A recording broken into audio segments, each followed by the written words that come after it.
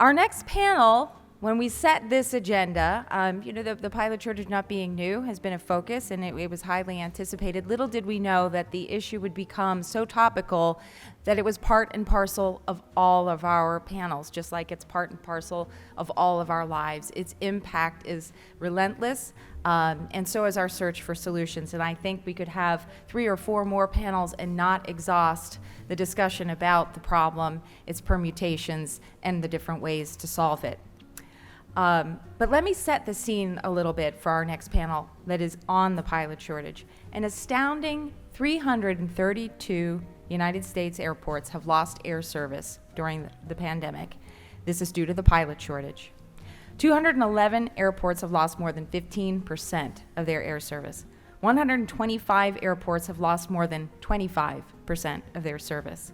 84 airports have lost more than a third of their commercial air service. 37 airports have lost more than half. 17 airports have lost more than 3/4 of their air service, and 8 cities have gone dark. We have hundreds of aircraft already on the ground due to the lack of pilots. Airlines continue the self-help measures, some of which you've heard talked about, but we still have a fundamental lack of access to this career path.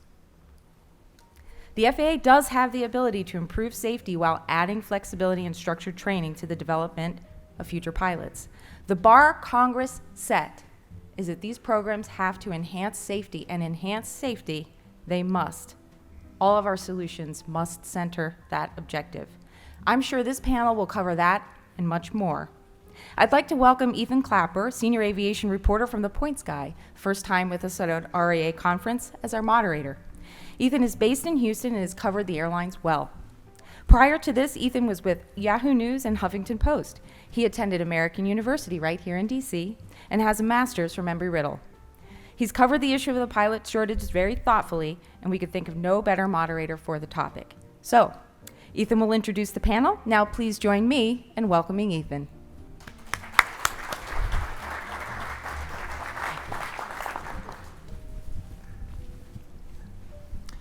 Good afternoon, everybody.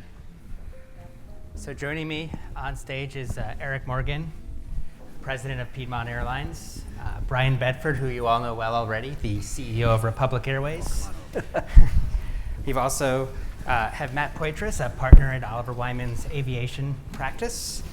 And we've got Ross Mitchell from MHIRJ. So thank you all for being with us today. Matt, I want to start with you. What is the latest data that you and Oliver Wyman have been seeing with regards to the pilot shortage? Yeah, so I'll come back to the issue at hand, but maybe to start with, important, notwithstanding all the challenges, to highlight just how important the regional aviation ecosystem is in the US. So we've done some modeling recently looking at just kind of the 3 majors and how regional flying contributes to network. And the numbers that we've come up with is that in 2019, at least in pre-COVID times, somewhere around $6 billion of value to the mainline carriers was driven out of regional flying. And of that, you get about $1 billion worth of direct drive, right? Direct segment profitability. There was some discussion this morning, right? It's good revenue, generally higher yield markets, et cetera. Another $5 billion in revenue that goes on to the mainline carrier that we think would have spilled or could have spilled to ULCCs or other carriers, or just lost revenue if you didn't have the kind of 50 to 90 seater connectivity that the regionals provide. So, you know, if we start there, right, our view is that regional aviation is critically important. It's not going anywhere, but we have to be real about the challenges that we're facing. So as we progress through COVID, what we ended up seeing is that from a utilization standpoint, early on for the first 14 months or so, regional aircraft flying was actually tracking better than narrow body, but by a pretty good click. But somewhere around July or so, 21, maxed out, and then that's where we started to see regional aircraft block hours start to decline, and they've been on a fairly steady decline ever since. But what's particularly interesting and germane to the pilot shortage discussion is if you actually break that down by class, where you're seeing it, the decline is driven primarily by the 50-seater and below category, and then the 90-seater plus.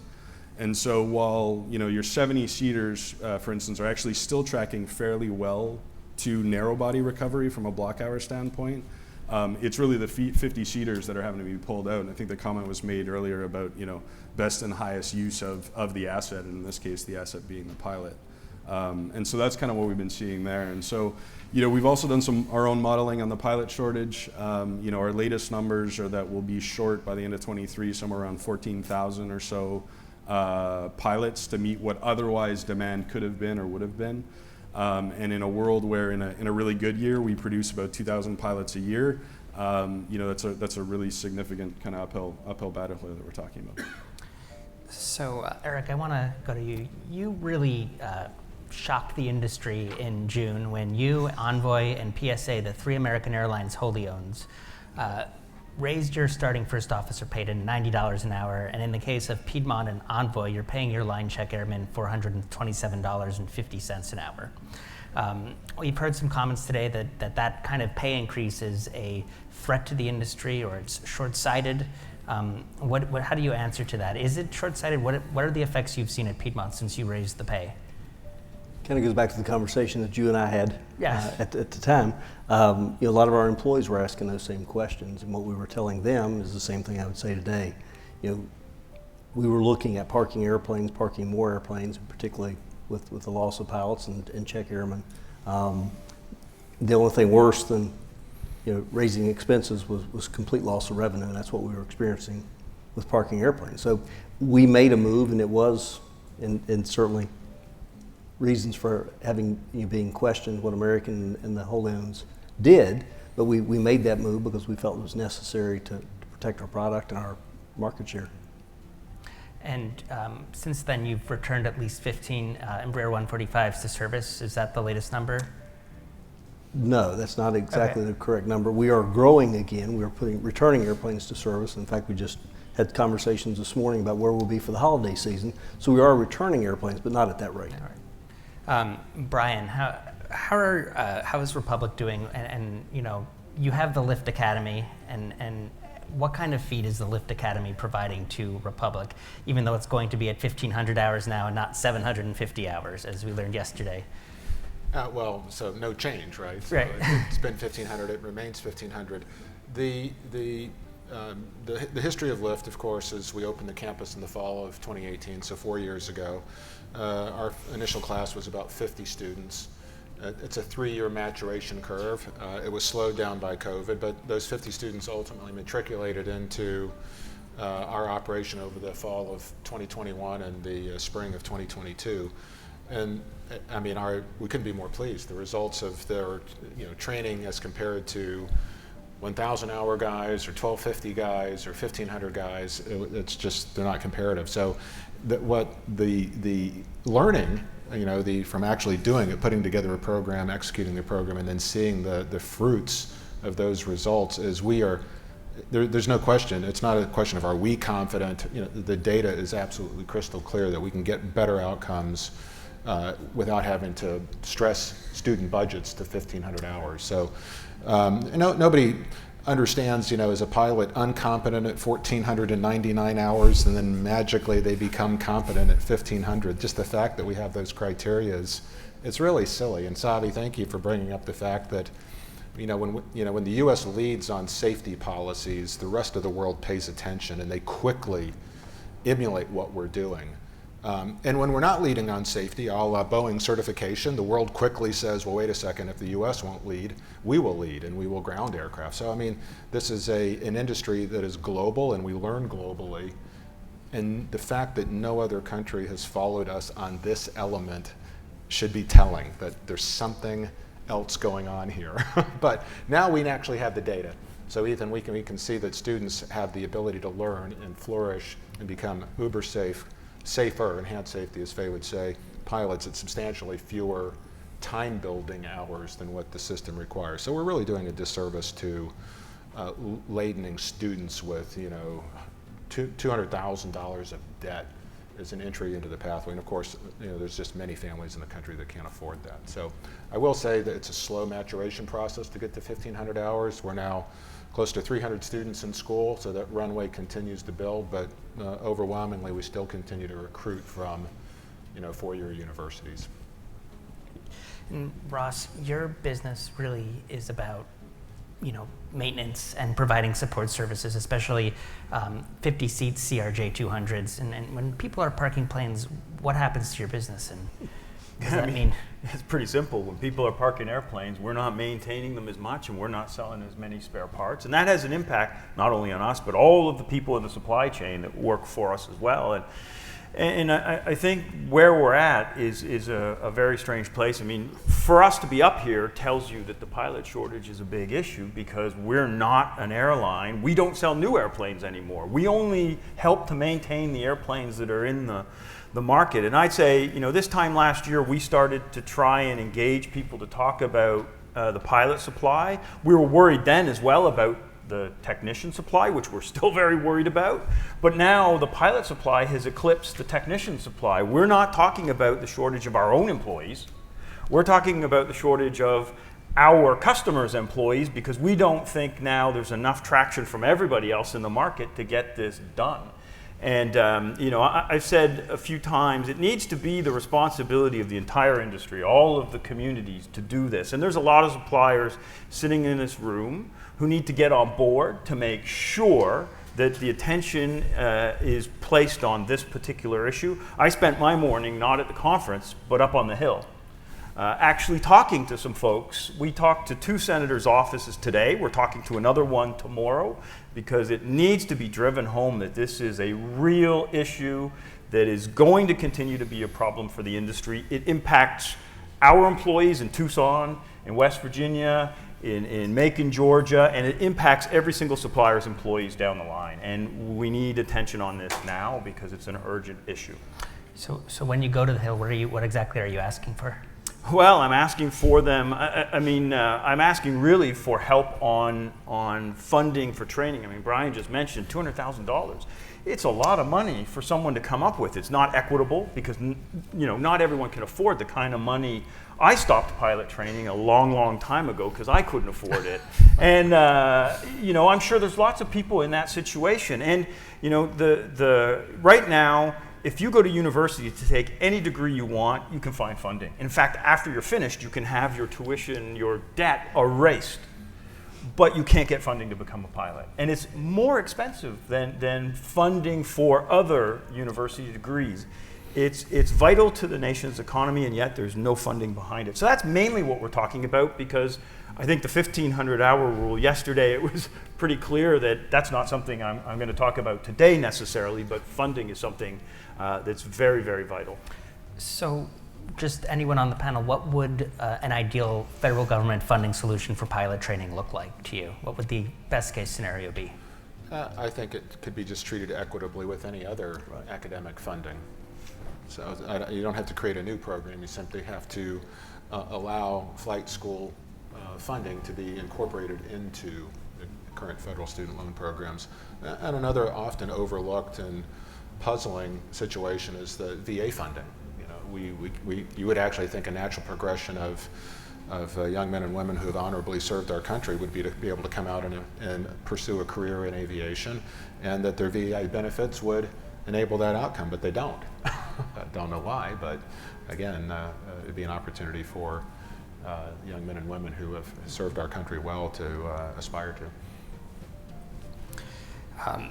There's a lot of talk in this conference about ultra-low-cost carriers and what they're doing to the regional pilot supply. We have the ATP Flight School, which is the largest flight training program in the country, having pathway programs now for Spirit, Frontier, Avelo, a bunch of other ultra-low-cost entrants. What are they doing? What are programs like this doing to pilots who would otherwise maybe fly for Republic or for Piedmont? Honestly, I think it's a great thing. First of all, they'll learn what we've learned, which is the product that you're getting isn't actually ready to go through your training school, successfully through your commercial training program. So they'll suffer through the same learning curve that we did back in 2014 of increase your ground schools time, increase your simulator sessions, increase IOE, so great, that learning will be, something that they'll, and frankly, it's much easier for them to recruit directly instead of recruiting from us. So we'll all go out and we'll compete for the resources, and that will be great. So I'm totally supportive of that. Adding their voice to ours just makes our voices combined stronger. the development process is not the problem.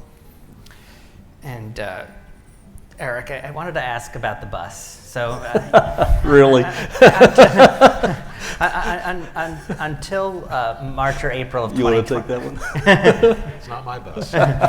It's not my bus. Yeah, No. I had to I ask guess about I the was. bus. So until March or April of 2020, there was Piedmont flying from Philadelphia to Allentown, Pennsylvania. It was once you had moved over to the 50-seat Embraer 145s. That stopped due to COVID, and instead of that route restarting on Piedmont metal, it actually got picked up by a landline bus, which I hear is actually a quite nice bus. I have not tried it yet, but I hear it's quite nice. You know, is this, do you think, driven by a pilot shortage, by Piedmont pilots needed elsewhere? You know, is there going to be more bus routes that American is launching? What do you see as the future of this, as an alternative to regional flying? What I see is why Dean volunteered me for this panel. He didn't want to answer the bus question.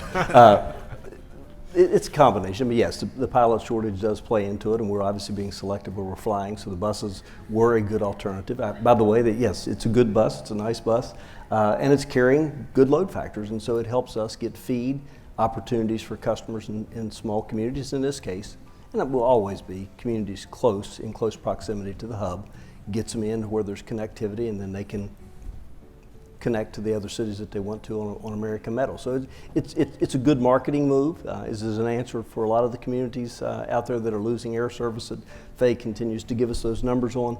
No, because there would have to be a close proximity, and you also have to deal with traffic. So even the buses have challenges on traffic days around Philadelphia. I'd like to open this up to the entire panel. I think everybody here would have an interesting perspective on the next question, and that is, what is the future of 50-seat flying? You know, that's your bread and butter. That's Right. Piedmont, no longer at Republic, and then I'm sure Ross and Matt have some interesting perspective on that as well. Well, right now for us, we believe there's an upside to it, and how long that lasts will remain to be seen. But in the current environment, and you continue to hear about this, we talk with our employees about revenue disbursement. The revenue model for the airlines is changing. The pandemic forced small businesses in particular, are out in the rural communities more. So our opportunities in the smaller cities are better than they've ever been right now.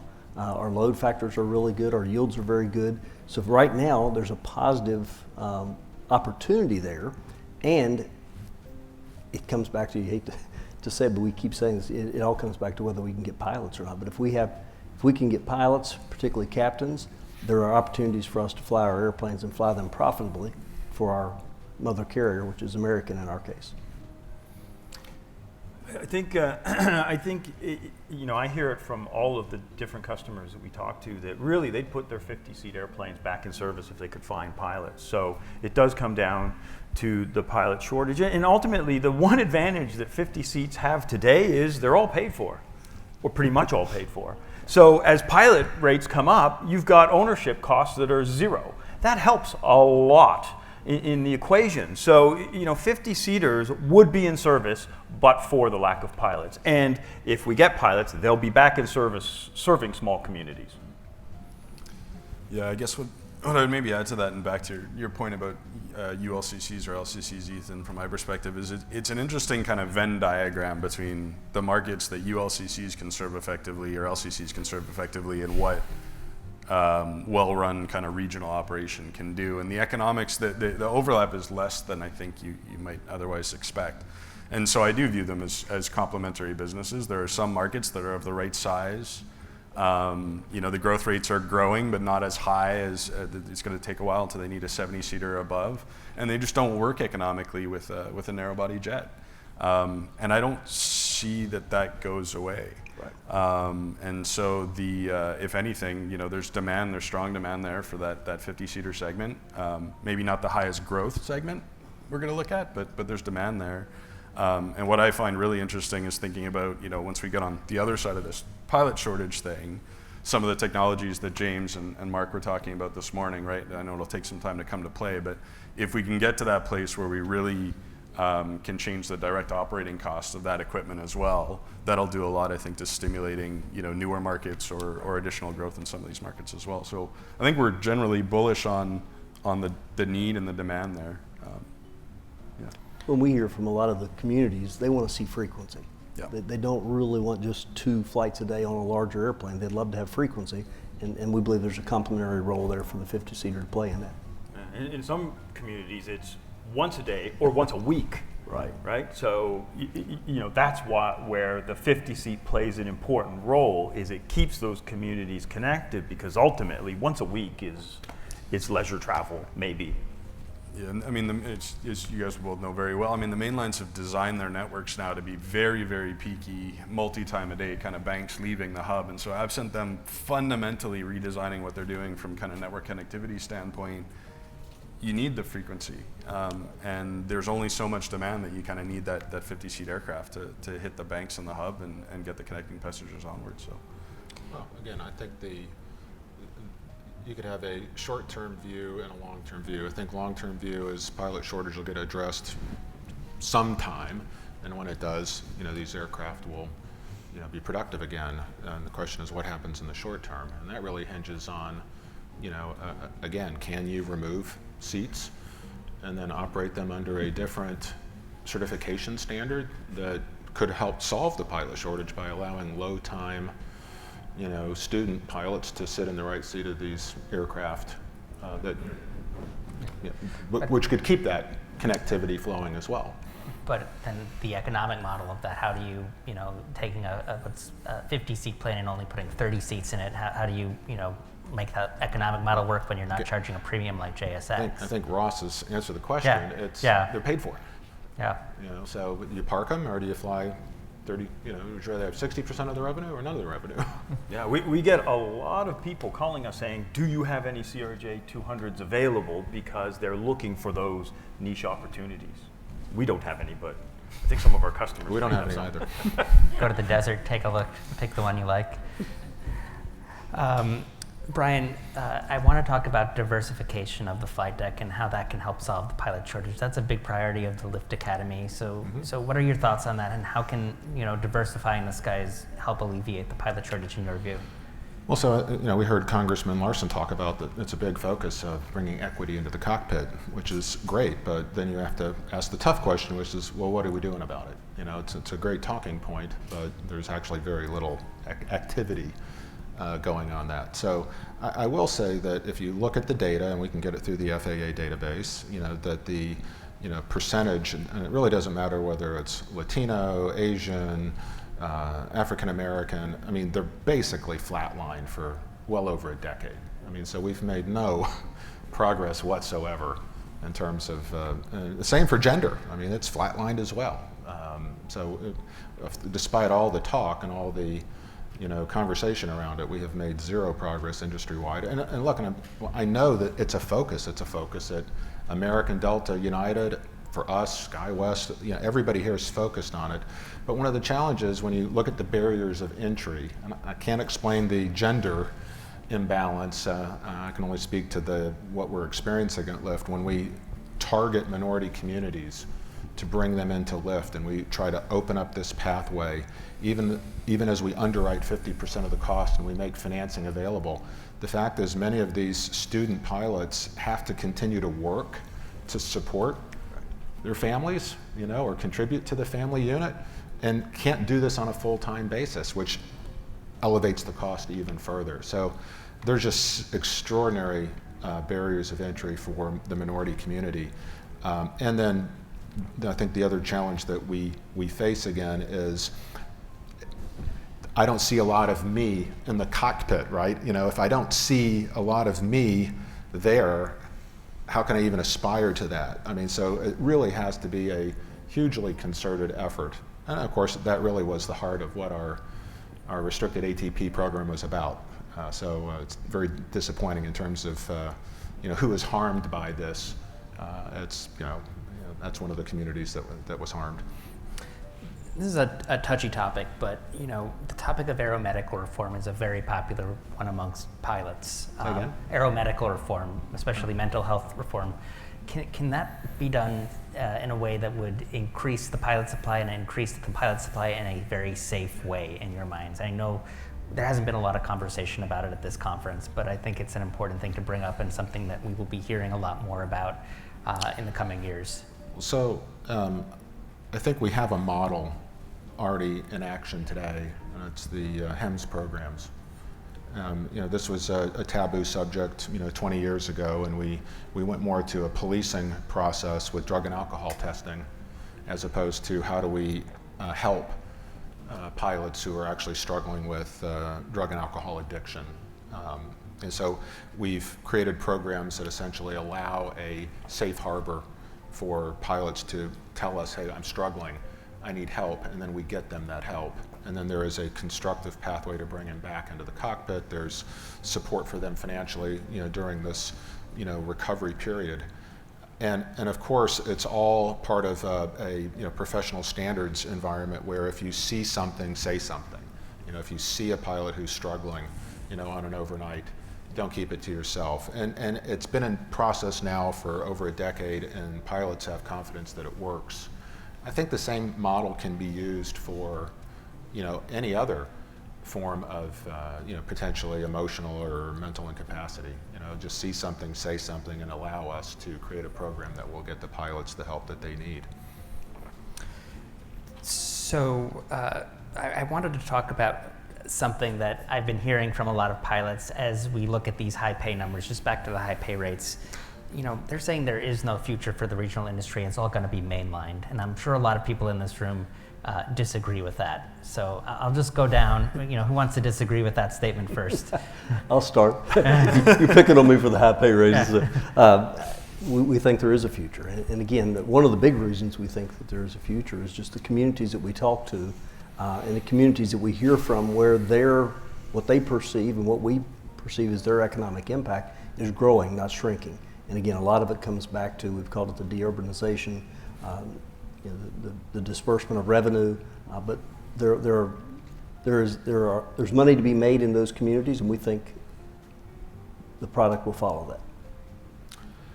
Well, Ethan, honestly, and Savi, showed this graphically. We should compare notes sometime, by the way. The more likely outcome is going to be further upgauging. It's more likely than not that the airlines are not going to want to add yet another fleet type and all the inefficiencies that come with that. Plus, you have to layer in the overheads and the additional costs of mainline flight attendants, dispatchers, technicians. So it's much more than the pilots. But even if we're thinking that the all-in cost of these increases are, I'll use a number, $250 a block hour. I mean, that's significant. That is 12%, of our total, cost that we're charging customers today. That absolutely means that the regional industry will be smaller in the future than it will be today, because as we raise prices to our consumer, which is the mainline carriers, they'll want less of what we do. And how that trickles down into mainstream America will mean less service to some places, less choice of service, less convenience of service, and of course higher airfares. So, but then again, there will come a day when the pilot shortage is resolved and more innovators will come in, and those of us that can't manage our costs will disappear, and guys will replace us. So we've actually run those numbers explicitly, and so even if regional pilot costs go all the way up to kind of mainline, the industry would be smaller for sure. We think it's somewhere 20 to 30% below what it was in 19, probably about 10 to 15% what it is today. So there's some downside if it does that, but the inherent underlying demand for what remains is still there, and I don't think will go away. I think the interesting question is who's going to fly it, because the trade-off between kind of mainline and wholly owned and independent and some of the smaller regional players providing that lift to the communities, I think that may change. That's going to more likely change, because as Ross was pointing out, what becomes critically important at that stage is you no longer have the differential on pilot costs, which means you have to differentiate on ownership costs or other aspects of DOC to be able to make it work. And you have to, at least I ask myself the question, who's got the better leverage to do that? Is it an independent regional, or is it a mainline, or is it a wholly owned, or et cetera? So I think that's the interesting dynamic I would pay attention to. It may be smaller, but I think it's more the shift of who's flying the routes. And want to spend the last 15 minutes talking about solutions, and I also want to open it up to any audience questions, but if previous panels are any indication, we probably won't get any, so, but don't be shy. So say we solve the pilot shortage, solving it in quotes, what does a solution look like? What would the best case scenario be for solving the pilot shortage? We're not going to get 1,500 hour relief. So how do we look past that? Any ideas? First, I'll agree with you in the near term, we're not going to get that kind of relief. I do believe the FAA will convene another aviation rulemaking committee. So while they told us they didn't have the authority to grant an exemption along the lines that we applied for, they implied that the only way they could solve this is through aviation rulemaking. Now that's a 2 to 3 year process, but I think that's the process that ultimately will unfold. There will be an arc. Everybody will reconvene as we did. It'll be Back to the Future. It'll be 2011, 2013 all over again, and we'll talk about exactly the same things. The difference is though we'll have much greater clarity on things that work and things that don't work. I mean, so where it was a complete guessing game back in 2011 to 2013, now maybe, I hope we can actually use the science and the data to illuminate, superior alternative means to comply with the law. So I concede the law won't change, but hopefully through an arc and through an honest collaboration using the information that we've gleaned and the changes in technology that's available for training commercial aviators, we'll get to a better constructive solution there. I hope it's an all of the above solution though, Ethan. I hope, what we heard Congressman Larson talk about in terms of, and also Senator Sinema, bringing more federal investment dollars into workforce development. I sure hope that happens. I hope the higher education bill will unlock funding. I hope the VA bill will unlock funding for honorably discharged veterans to participate in commercial aviation. I mean, so I think, again, it's an all of the above solution, still years away from, helping, mainstream U.S. citizens. What Congressman Roy talked about, I mean, that would be a welcome short term. Age 67, retirement Correct. age, yeah. That would be welcome. I like the term that Faye's used a couple times. So I think longer term, we've got to create a bigger front door, and it comes back to funding that we've talked about so much today, of making it accessible for people to pursue this career. I think it's all of those things, but to get there, you have to continually create the awareness. Just in my experience, and in talking to a few senators' offices, they're not always aware of the issue, right? They're not completely aware of the issues. You need to be in front of them. You need to coordinate with RAA and everyone else to be doing this. And frankly, if a Canadian guy working for a Japanese company can go up and have that conversation, then I think all of the suppliers and industry partners and communities that are impacted have to be involved in that process. That's a key thing, what you just said there, communities. What we're trying to do now is when communities are calling us and saying, hey, you're pulling down schedules, or can we get this flight back? We're asking them, hey, 1-800 dial your congressman. Look, Ross, maybe there's never enough communication, but I am confident everyone understands there's a problem. Whether they understand what the solution is or want a solution, that remains subject to debate. But I don't think there's a lack of awareness in Congress that there is this challenge. But whether there's a will to do anything about it is unclear. What are some of the cutting edge technologies on the horizon that could help alleviate the pilot shortage in your minds? Any? Well, first off, I'm not sure that the CAE or the flight safety guys are here, but we're doing things with ground procedure trainers that if anybody who's a pilot would realize, years ago it was the quote paper tiger. You literally sit at a cardboard cutout and altitude indicator, airspeed indicator, artificial horizon. We would sort of go through the checklists on the paper tiger and figure out where things are. Now we use actual real devices that have real tactile feedback sensors and real instrumentation and real visuals. It's not the full-blown three-dimensional, three-axis simulators, but I mean, it'll still make you sweat. That is, part of the curriculum today that didn't exist 5 years ago. I mean, so now we're moving into, when we look at what's going on at the military, augmented reality.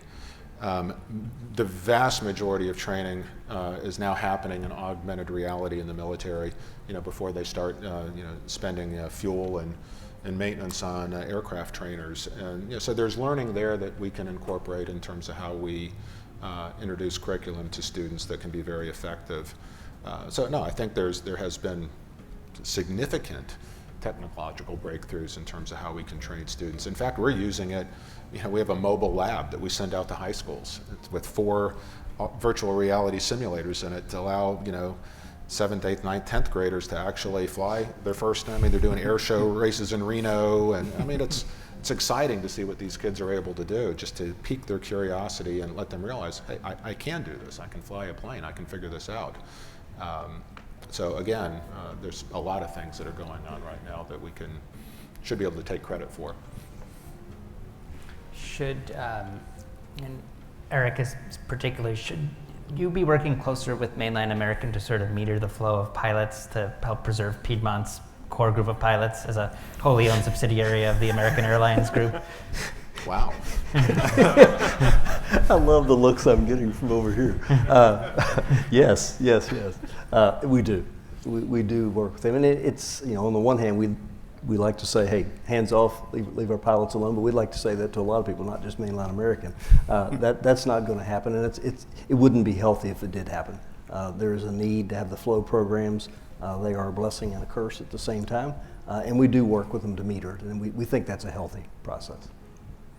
Bryan, what are some of the advantages you have as an independent regional, second largest regional in the country, compared to one with a flow program like that? I think our biggest advantage is we get to concentrate our business for all 3 partners in fewer places. So I mean, we're obviously really huge here in DC. Many of you probably flew Republic in or will be taking us home. I hope you had a great flight, and if you didn't, I don't want to hear about it. Not true. I know you had a great flight. But by being able to serve, American Delta United here, New York, Newark, JFK, Boston, it gives us the ability to sort of concentrate our resources and provide, just a great product for all 3 of our mainline customers. We're evolving. We're never going to have flow the way that the wholly owns would have flow.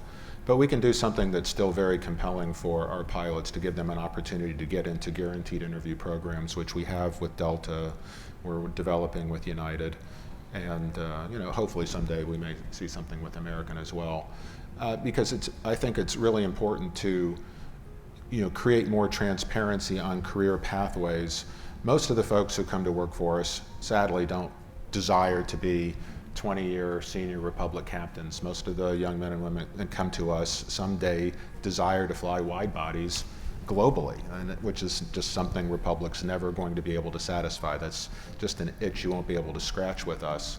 But we can develop them to become aviators for Delta, American, and United, and creating those career pathways I think are really important, and avoiding the need for a lateral move into an LCC in order to ultimately achieve their career objectives. So I think that would be a unique benefit that we can bring to the table. So I've spoken to both of you. Neither of you are having any sort of simulator backups like some of your other colleagues, and why do you think that is at your specific airlines? I can tell you during the pandemic, when people were selling their devices for cents on the dollar, we decided to buy them and put them in a box and store them. And then back last spring, we needed them and we unboxed them and we put them to work. So we're in pretty good shape from that perspective. Eric, how about you? Similar for us. I mean, during the pandemic, we made good decisions and we have enough access out there, and we secured enough lease time on simulators that we're in a good position for that now, and we expect to be for the next few years. Ross, what are some of the trends you're seeing with the MHIRJ business in terms of how the pilot shortage is affecting it? Do you see any hope on the horizon? Well, I think one thing for us is now that the problem we've gone through is we get a lot of variability in terms of what's coming into us. When aircraft utilization goes down, it causes us some issues with respect to our revenue streams. And so, one of the consequences is we start to look at what else we can do, right? And can we go outside of the markets we're in today to try and diversify ourselves? And that's maybe good for us, but it's not necessarily good for the industry if we start looking for other ways of diversifying our business and finding other revenue streams, because the regional field has become a little more complex and has some risk to it, because this shortage has mainly at this point impacted the regional space. So for us, it has been a rough ride going through this, and now we start to look at what else can we do to diversify the business. What would scope relief do for your business? Scope relief. Well, I guess I'd have to believe scope relief was coming over the horizon, and as someone who was selling airplanes for 20 plus years that were scope compliant against airplanes that were coming that weren't scope compliant, I was always of the opinion there was no scope relief coming. When we saw it in the past, it was always sort of, if pilots are unemployed, you get scope relief. So I guess we won't get scope relief anytime soon. For us, I don't know that it'll make a lot of difference. Most of our, what we would call 70 and 76 seat airplanes are employed today. Maybe it would help with some 50 seats getting employed, but I don't think it'll make a large amount of difference to us. Where are we in the regional industry in 5 years? Question for all of you. Wow. With pilots specifically, since this is the pilot shortage panel. Again, I'll be more savvy optimistic, but with a cold dose of reality mixed in with my optimism. I believe the supply problem for pilots will be resolved in less than 5 years, but it's not going to be because we've created so many pilots that it's satisfied demand. We're going to reduce demand for regional pilots, and the combination of those things, more people coming in and less demand due to the higher costs, will get us back into a balance much quicker. Yeah, I totally agree. I'm an economist by training, and fully agree that inside that 5-year window, we may be smaller, but demand and supply will sort itself out, and 5 years seems reasonable for that to happen. I am optimistic about some of the things that we're all collectively doing. We are, with or without the government's help, we're finding ways to make that front door bigger. We have great cadet programs that we're putting in place, the advancements in the training process there. Just the interest in the industry has peaked during this time. We have plenty of folks interested in us now. It's just finding a way to get them on board and efficiently get them through the process. Help them get to where we can make them employable. And I think we're making some gains individually in that area, and I think hopefully together collectively we'll do that over the next 5 years. So I'm optimistic about what we're doing from that perspective, particularly with us, and as we look at our cadet program. I think there's a lot to be excited about there. I think it is a combination of some supply increase, some demand decrease. I think the thing that will be interesting to watch is all these airplanes that are being parked or lower utilization are going to shift the maintenance schedule to the side, and the next thing you need to start thinking about is the tech shortage, because a lot of these airplanes are going to come in big waves with MRO services that maybe haven't had the investment needed in the short term because the demand fell off. We fully agree with you on that. I think that's all I have for today. I'd like to thank our panelists for such a lively conversation about the pilot shortage. We had time.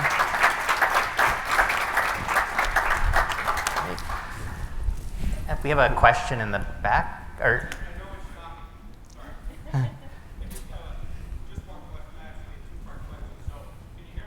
Yes.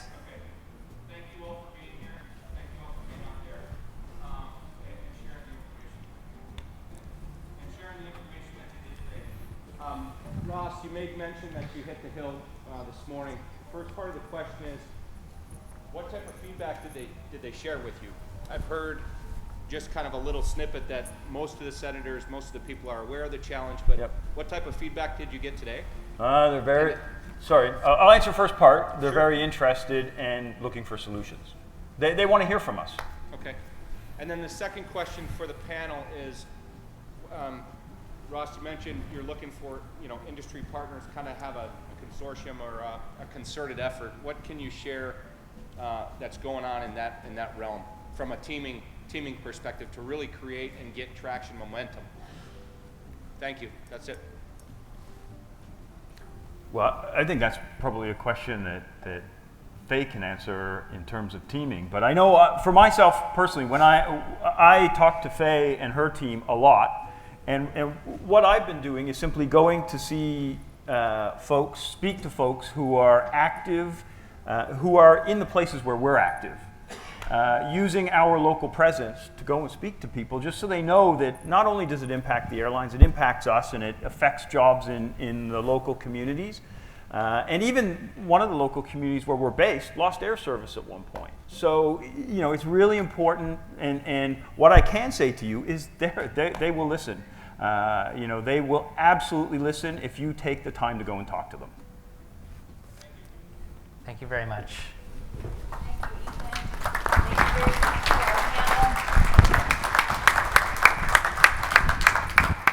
I think it's so important that we continue to talk about these solutions, and that's a good battle cry for each of you to talk about it in your communities with your chambers of commerce and your airports that you're served and your passengers.